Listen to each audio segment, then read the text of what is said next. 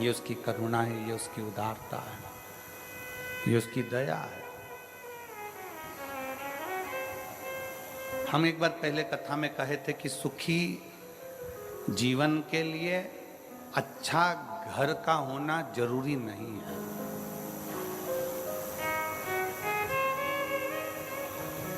सुखी जीवन के लिए अच्छा घर का होना जरूरी नहीं है।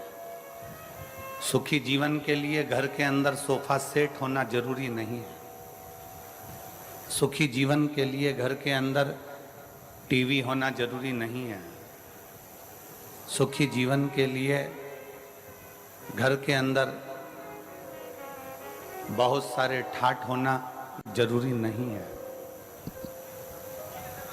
सुखी जीवन के लिए घर में सोना, चांदी, हीरा, पन्ना ये सबका होना जरूरी नहीं है। शिव महापुराण की कथा कहती है सुखी जीवन के लिए घर का माहौल अच्छा होना बहुत जरूरी है।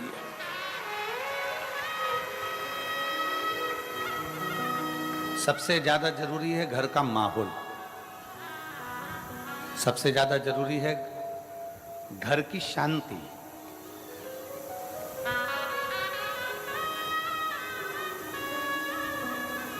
हम आपसे पूछें,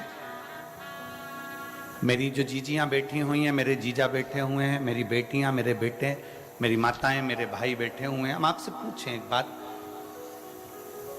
तुम्हारे घर में धन बहुत है,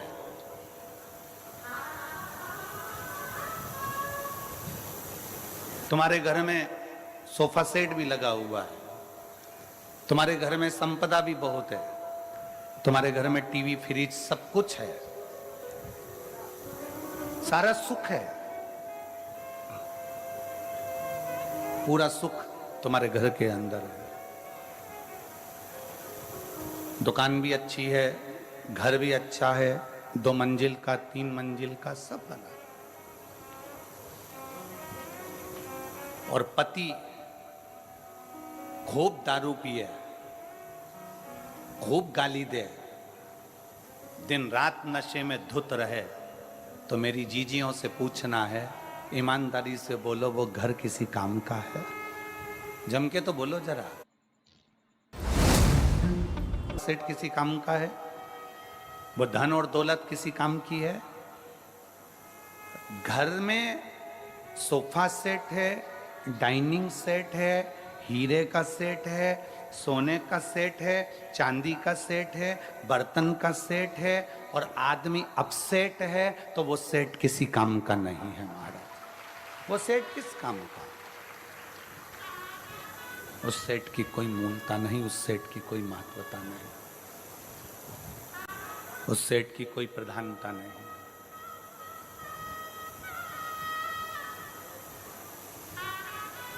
पति नशे में धुत रहे, पति दिन रात नशे में तल्लीन रहे, पति दिन भर नशे में लगा रहे, पति 24 घंटे नशे में डूबा रहे या गलत कार्य करता रहे, तो वो धन किस काम का है?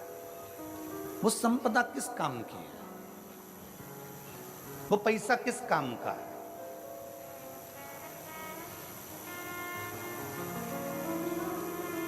उस धन की कोई मूलता नहीं।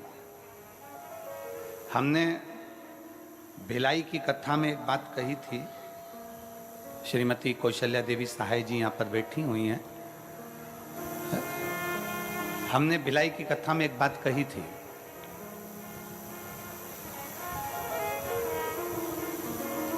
कि भारत की भूमि का कोई ऐसा मुख्यमंत्री नहीं है जिनकी धर्मपत्नी कथा बैठकर सुनती हो। केवल छत्तीसगढ़ शासन के मुख्यमंत्री जी ऐसे हैं जिनकी धर्मपत्नी कथा में बैठती है। और मैं इनको बहुत बहुत धन्यवाद भी देता रहता हूं कि आपको साधुवाद है। और पूरी टीवियां खोलकर देखना, दिन भर कथा आती है, प्रत्येक प्रदेश की आती है, प्रत्येक देश की आती है, पर कहीं पर कोई आपको नहीं मिलेगा। पर शंकर के प्रति जो इनका विश्वास है, दोनों धर्मपत्नी, पति और पत्नी दोनों का, माननीय मुख्यमंत्री जी का भी और माननीय मैडम जी, जो विश्वास शिव के प्रति है,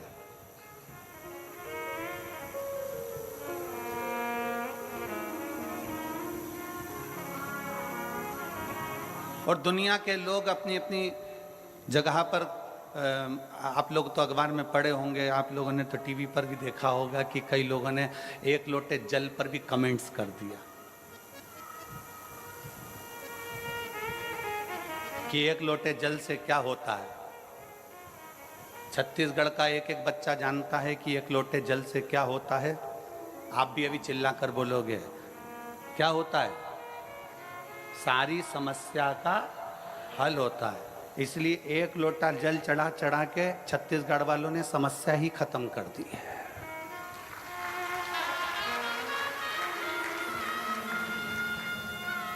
छत्तीसगढ़ वालों ने एक लोटा जल चढ़ा चढ़ा के समस्या खत्म कर दी। इसलिए अब लोगों को लग रहा है जगह जगह जाकर कह रहे हैं जल चढ़ाने से क्या होगा, क्या होगा, क्या होगा। उनको चिल्लाकर कहना चाहिए सारी समस्या का हल लोटा जल। एक लोटा जल चढ़ा इसलिए समस्या पूरी खल्लास, समस्या पूरी समाप्त। भीतर से शिव भक्ति को जागृत करिए, भीतर से शंकर के प्रति भक्ति को जागृत करिए। खेत में काम करो ना। कल पत्र पढ़ा था, पत्र में था वो खेत 1 एकड़ जमीन थी उसकी और खेत में जाकर थोड़ा सा जल छींटता था, शंकर जी पे चढ़ा हुआ जल चढ़ाता, अपना काम में लग जाता, छोटी सी दुकान करता, धीरे धीरे धीरे धीरे देव। एकदम किसी की फाइल अगर मोटी है ना तो उसको निपटाने में थोड़ा समय लगता है, पर मेरा शंकर को थोड़ा समय लग सकता है तुम्हारे दुख को मिटाने में, तुम्हारी तकलीफ को मिटाने में। डीले कम करो। तुम्हारे दुख को मिटाने में, तुम्हारी तकलीफ को मिटाने में थोड़ा समय लग सकता है, थोड़ा समय लगेगा, पर धीरे धीरे धीरे धीरे वो दुख तुम्हारा, वो तकलीफ तुम्हारी, वो कष्ट तुम्हारा मिट ही जाए। धीरे धीरे वो तकलीफ, वो कष्ट, दुख तुम्हारा समाप्त होते चले जाए। चढ़ाते रहो, शिव के धाम जाते रहो, शंकर के मंदिर जाते रहो, शिव को एक लोटा जल समर्पित करते रहो। क्या मिलेगा, कैसे मिलेगा, कब मिलेगा, ये वो जान सकता है, उसके सिवाय कोई नहीं जानेगा। वो क्या करेगा, कैसे करेगा, ये उसके ऊपर निर्भर करता है।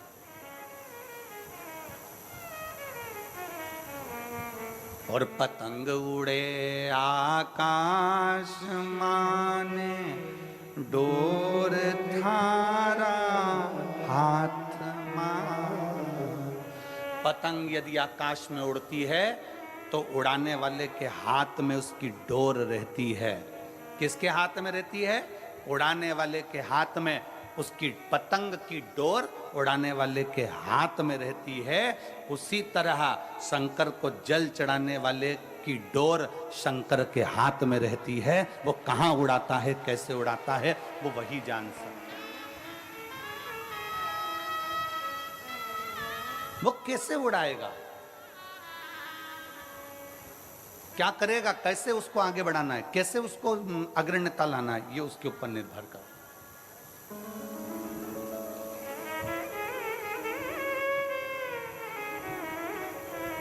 शिव महापुराण की एक बात बड़ी सुंदर है कि कर्म मत छोड़ो, मेहनत मत छोड़ो।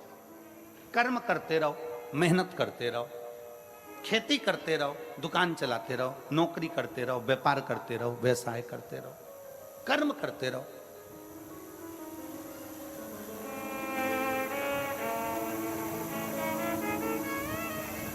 आज तक इस व्यासपीठ ने यह नहीं कहा कि तुम केवल शंकर जी के मंदिर में जाकर बैठ जाओ, अपना काम मत करो। बोला कभी?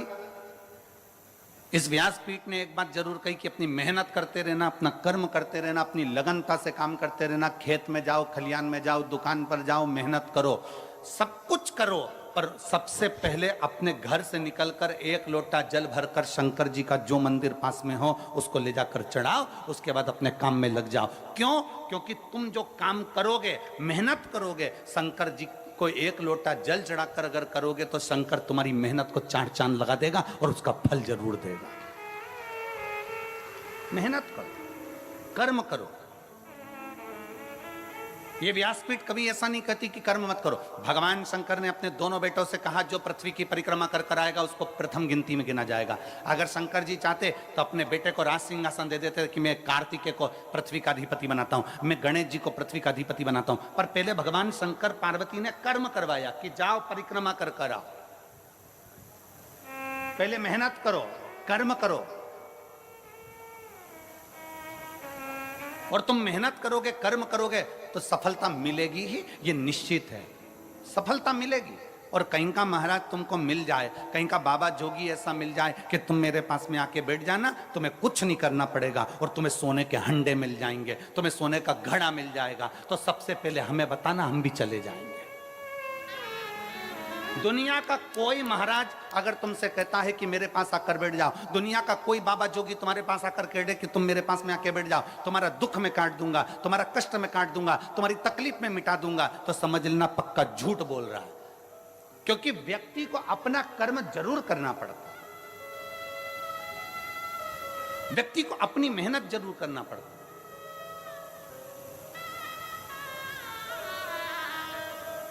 अब हम आपसे पूछें, आप सब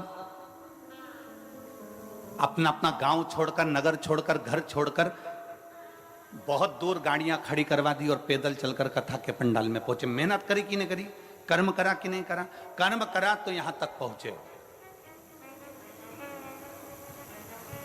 पहुंचे हो कथा मिल रही है, पहुंचे हो तो कथा श्रवण कर रहे हो, मिल रही है। तो ये अंदाजा लगा कर रखना, अगर तुम कथा तक आए हो तो एक ना एक दिन मेरा शंकर भी तुम्हारे दरवाजे तक जरूर आएगा। आपकी मेहनत से मेरा शिव आपके नजदीक पहुंचता है। भगवान शंकर ने गणेश जी से ये नहीं कहा कि तू बैठ जा सिंहासन पर, भगवान शंकर ने षडानंद कार्तिकेय जी से ये नहीं कहा कि तू बैठ जा सिंहासन पर। भगवान शंकर ने कहा जो पृथ्वी की परिक्रमा कर कर आएगा उसको प्रथम गिनती में गिना जाएगा, उसी को स्थान मिलेगा जो मेहनत कर रहा है, उसी को स्थान मिलेगा जो परिश्रम कर रहा है। जो मेहनत ही ना करे, परिश्रम ही ना करे तो क्या मतलब? बिना मेहनत के कैसे आगे बढ़ेगा?